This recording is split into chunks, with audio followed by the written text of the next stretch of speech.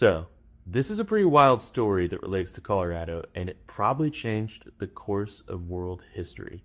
Everyone's aware of former President George W. Bush. He served from January 2001 to January 2009.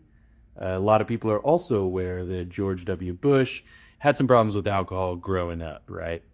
He was arrested back in 1976, I believe, about 30 years old, in a drunk driving situation.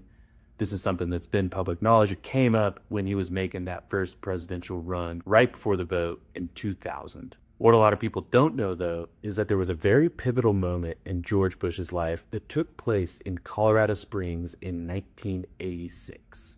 Basically, Bush, his wife, a few friends are gathered at the Broadmoor to celebrate his 40th birthday party. It's several days full of festivities, and one of those festivities involved going to dinner at the resort. During that dinner, they were said to have partied pretty hard. They ordered about 5, 6 bottles of wine for their table, and who knows how much booze they had throughout the day already. The next morning, George Bush wakes up for his daily 3-mile run. And guess what? He's pretty hungover.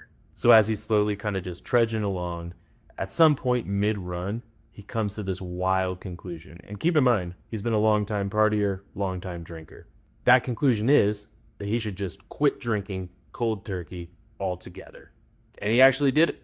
That lack of booze in his life from that point forward was a key factor in him just having more time to focus on his political career. He worked on his father's campaign staff and then ultimately worked his way up to where he was a presidential candidate, winning the presidential race 2 different times. As everyone probably knows, during Bush's first term, the 9/11 attacks happened, and he's the key person behind the response of the United States. Had Bush not decided to give up booze for good in Colorado Springs, who knows what would have happened to his political career, and who knows who would have been president at that time. Either way, there's a very good chance that Bush's decision to give up alcohol in Colorado Springs changed the course of history forever.